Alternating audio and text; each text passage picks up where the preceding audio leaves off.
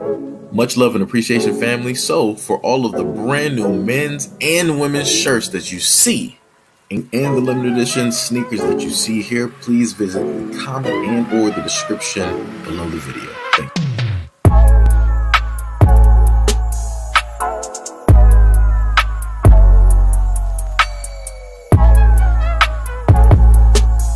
All right, so the reason I just want to give you guys a heads up. So the reason I wanted to bring this up on the video is to, I guess, try to clarify and to try and make some sort of understanding of what exactly is going on when it deals with Ahmaud's friend, along with other people on social media, including Ahmaud's friend's response to those individuals.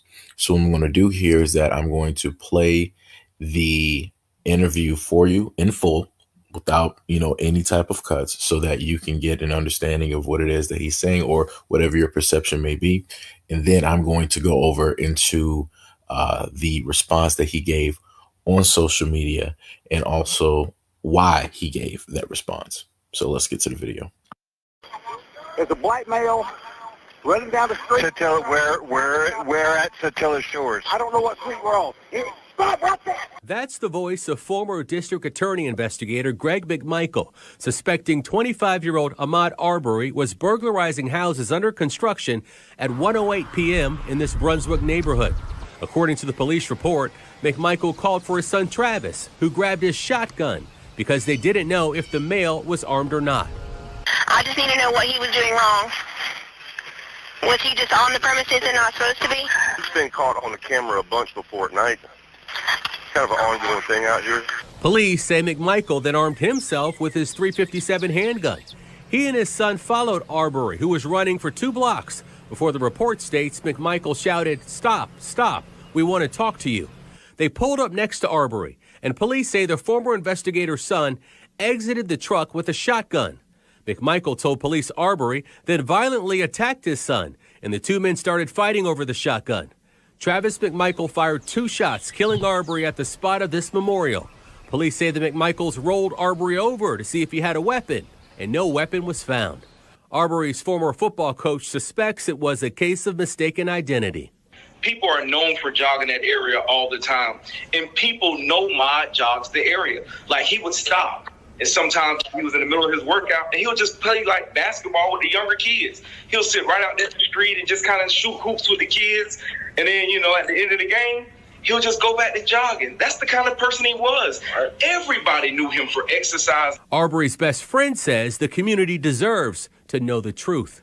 It's not about one race, because we're all a community, and we are a community, and we all see this as a tragedy to the community. Mm-hmm. It's not about black. It's not about white. It's not about a race. We can't make this about race. It's about what's right and wrong and what happened. Now, a former prosecutor who had Arbery's case told police the McMichaels acted within the scope of Georgia's citizen arrest statute. And they claim Travis McMichael, the son of the former investigator, acted in self-defense when he gunned down Arbery.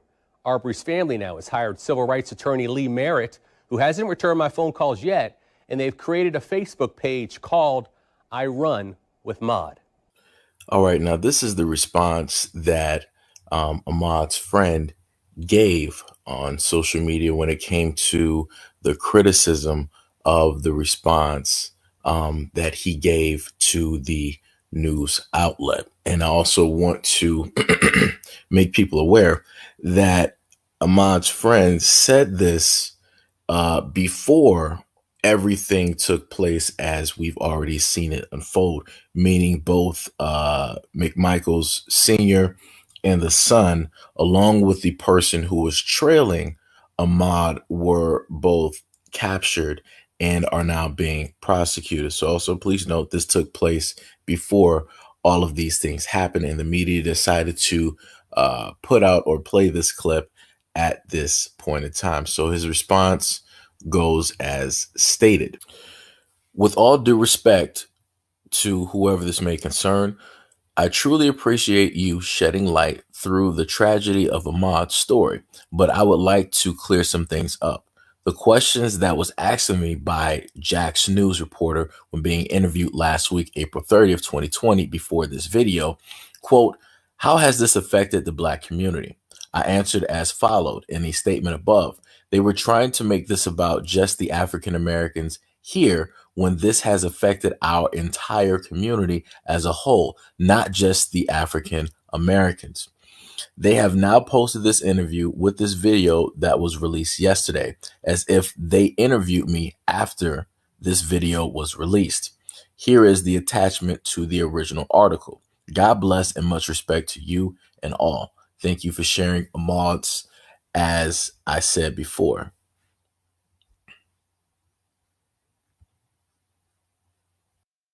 All right, so this is specifically what Ahmaud's friend was responding to when it dealt with social media. He was responding to Tariq Nasheed along with other people who were trying to insinuate that the reason he was doing this either had to potentially do with money or different things like that.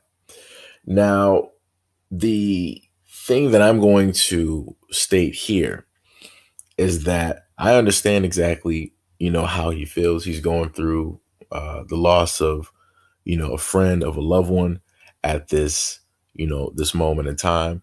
So there's a lot of emotions that you have to, deal with there, on top of the onslaught of, more than likely a lot of people trying to reach out to him on social media, on top of news organizations probably trying to knock down his door to get interviewed so they can get a 5-second quote here and there, and so that they can, make money off of this.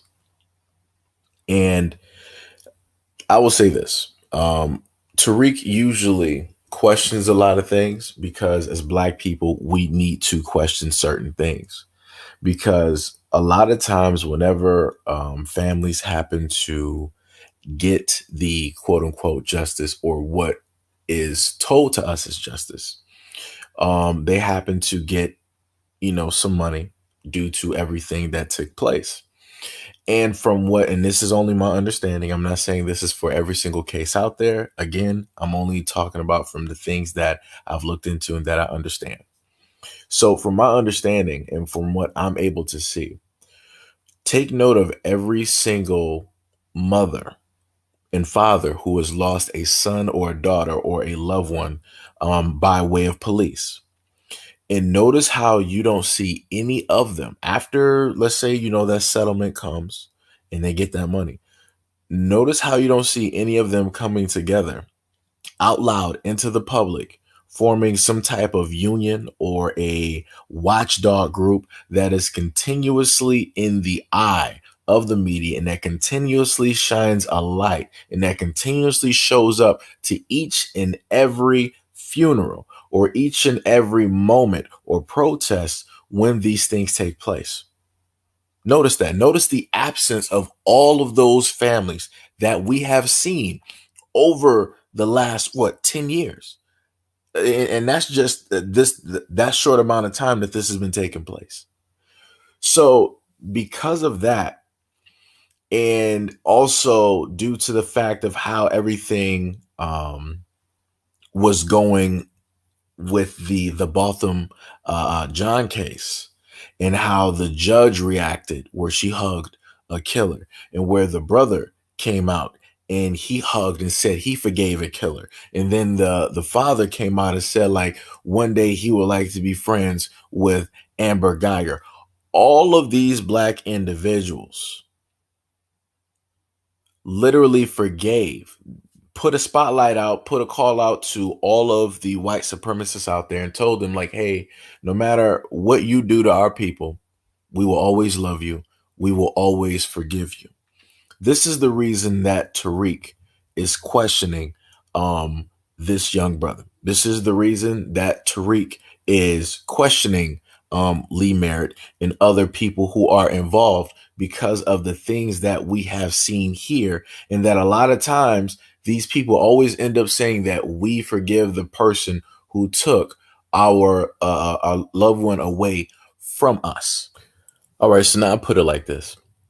Now, This is me on my video, my opinion, and I'm giving this young man the benefit of the doubt because I'm going by what he has stated. And I was looking at his mannerisms on camera, how he was trying to gather himself and put, his words, together. So I'm going to give it, the benefit of the doubt at this moment in time up until I get more information, right? But for the rest of the people out there, who I've seen some black Republicans, conservatives, who have stated that, he was resisting or that this is justifiable or different things like that, or, any other individual that happens to hate their race. I want people to completely understand that we have videos showing that there were 3 white men, one of which trailing Ahmaud, who also had a gun in his car. The reason that he was moving the camera around, if you go back and listen to that video again, you can hear him click the gun, getting it ready so that just in case he had to fire, right?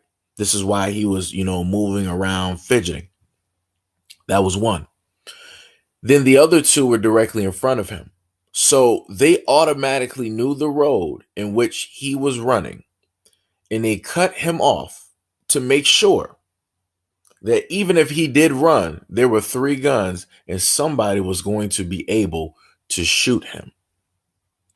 The initial report that Lee Merritt also stated was that the family received a call from police saying that their son was burglarizing a home. So they automatically deemed him to be a criminal. They automatically deemed him to be a burglar, right? All right, so I just want to make you aware of what the Georgia law states. And this is Title 17, Criminal Procedure, Chapter 4, Arrest of a Person, Article 4, Arrest by Private Persons, Section 17-460, Grounds for Arrest. A private person may arrest an offender if the offense is committed in his presence or within his immediate knowledge. If the offense is a felony and the offense is escaping or attempting to escape, a private person may arrest him upon reasonable and probable grounds of suspicion. Now, from what we were all able to see and hear, you can completely 100% understand how flimsy and how faulty that law is. This law enables any white man who presumes a young black male or a black man or a young black boy of doing a crime, of potentially stealing something, of, I seen him running, he must be running from a crime. If they even assume anywhere in their mind that you as a black man are a criminal, because of this law, they have the right to go through and to arrest you or basically hunt you down and chase you with 3 men and guns and gun you down. That's what this law enables white men in Georgia to do legally. And a lot of people don't see an issue with this law at all. But the reason that they don't see an issue with the law is because it's not going to affect them. It's not going to be used in a court of law to automatically make sure that they either get less penalties or them being deemed as innocent and being law-abiding citizens. Because as they initially stated in the news, they were like, well, everything that they did falls within the law, which, the law that I just read off to you. And I'm like, are you serious? We just saw a lynching on film, on the news, broadcasted to the whole world. And you're saying that it was legal. People need to understand how white supremacy works.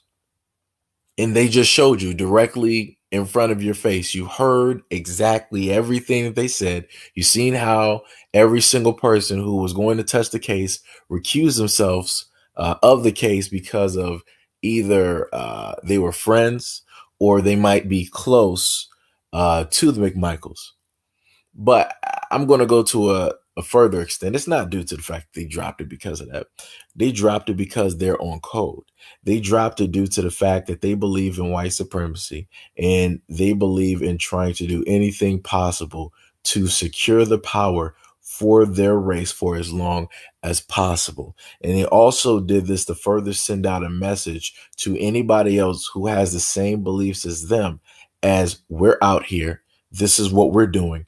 We expect you to do the exact same things and be able and be ready to sacrifice any freedoms that you have right now in order to get this message across.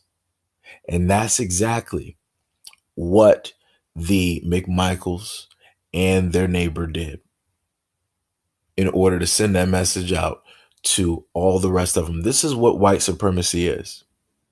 This is the one beautiful thing about having things on the news and being able to see these things on social media so that you can actually analyze and break these things apart. Because for some odd reason, you still have a lot of black people today who believe that we live in a post-racial society, that racism doesn't exist, that it's all in black people's minds, that it's only a few white people, like a couple hundred or maybe 1,000 out of the hundreds of millions that are here that actually believe in racism, discrimination, bigotry, and the systematic, white supremacy system as a whole. It's only a couple thousand. Those are the ones who want you to be fooled. Those are the ones who want you to stay asleep. This is why every single time we turn around on social media, there's a white woman calling police on somebody black. There's a cop either shooting us down, gunning us down, chasing us down, beating us, unconscious, brutalizing us, murdering us. This is why we have all of these things taking place, because all of these things are different parts of white supremacy. It's different parts of the system.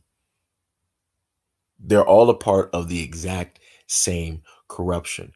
And what you have to understand is that you have a lot of enablers who are not just white, but a lot of which who are black, who either want to stay dumb and stupid and ignorant of what's going on, or they're willfully being ignorant, which means that they acknowledge what's going on. They have full knowledge and context of the situation and the historical value of everything from the past, present, and future. But even with all of that, they're still going to say that these are just rare cases, that black people are harming themselves more than any other race out here. We need to 100% focus on that before we focus on anything else. Right? But never will those people sit up there and say that, all right, since black people are focused on this, what I'm going to do is I'm going to focus on the other things that I feel that black people aren't focusing on. They'll always bring that deflection, right? They'll always show you the cause, but those same people who want to deflect will never, ever be a solution to any of the things that they are pointing out. So that's where we are. And this is why you see the picture directly in front of you where it shows that somebody tried to start a GoFundMe. I tried to look for it. I couldn't find it, but somebody on Twitter had the image of the GoFundMe that was up. And this is why I'm showing you the other image of the Facebook group that was mentioned in the news article. Realistically, I didn't want to put this up there because I'm like, you know what? Maybe I'm publicizing this and that's a bad thing. But realistically, regardless of however this ends up, people need to know that you have people out here. You got 42 or whatever thousand people. It's probably going to be more that believe that the McMichaels are innocent and that young Ahmaud was a 100% criminal and that he did everything wrong, right? And that the McMichaels did everything right, and they're God-fearing people. They're a loving family. And what more could you ask for? And this is just the media and everybody else trying to step on civilian rights and laws and trying to condemn these two men for doing and trying to protect their country and trying to protect their community from this big, black, scary man. That's what they want you to believe. And this is what it looks like. So like I said, It's about 42,000 people in there. And chances are, quite a few of the people that pass by and watch this channel, they know some friends and family and cousins and coworkers that's in there. As stated before to a lot of white people, if you are silent about everything that you see here on this channel and you refuse to acknowledge it, you are complicit in the very same acts of the murder, the rape, the racism, the lynchings, and anything else that goes on in this society, in America, when it comes to black people. But anyways, let me know what you guys think about this video in the comment section below. And as always, peace, love, and stay tuned for the next video.